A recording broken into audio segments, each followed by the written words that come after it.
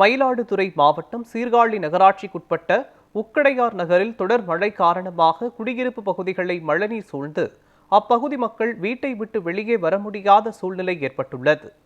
இந்த பகுதியில் சுமார் 150க்கும் மேற்பட்ட குடும்பத்தினர்கள் வசித்து வருகின்றனர். கடந்த 5 நாட்களாக பெய்து வரும் கனமழையினால் இங்குள்ள சுமார் 20க்கும் மேற்பட்ட வீடுகளை மழைநீர் முழங்கால் அளவிற்கு சூழ்ந்துள்ளது. வீடுகளை சுற்றி மழைநீர் நிற்பதால் அவசர தேவைக்கு கூட வீட்டை விட்டு வெளியேற முடியாமல் அப்பகுதி மக்கள் முடங்கியுள்ளனர். வீட்டிற்கு எரிவாயு உருளை மற்றும் பிற சேவைகளுக்கான வருபவர்கள் வர மறுப்பதால் மக்கள் பாதிக்கப்பட்டுள்ளனர். 100 மீட்டர் தூரத்திற்கு உள்ள மண் சாலையில் மழைநீர் சூழ்ந்து வடிய வழியில்லாமல் சாலையில் தேங்கி நிற்கிறது.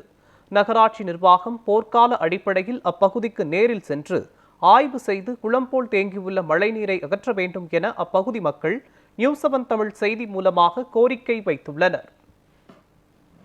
நல்லா வெறும் கழிவு நீர், கொசு தண்ணி பயங்கரமாக இருக்குது. கண்ணகரேன்னு தண்ணி நிற்கிது. இதெல்லாம் இவ்வளோ தண்ணி தேங்கி நிற்கிது பாருங்களா. இதை யாரும் பார்க்க மாட்டேங்கிறீங்க.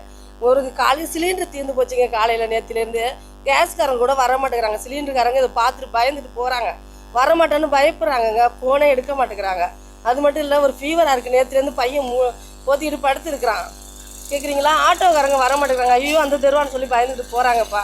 இது என்னன்னு பாருங்களேன். பட் இதுக்கு ரோடு வசதி எதுவுமே இல்லை, ட்ரைனேஜ் வசதியும் இல்லைன்றதுனால தண்ணி ரொம்ப தேங்கி நின்று ரொம்ப கஷ்டப்படுறோம்.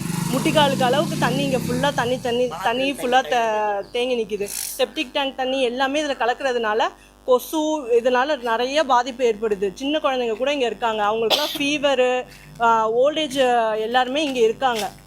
ரொம்ப ஓல்டு பர்சன்ஸ் கூட இருக்காங்க. கொஞ்சம் பார்த்து இதில் ஸ்டெப் எடுக்கிறபடி ஏதாவது பண்ணித்தாங்க.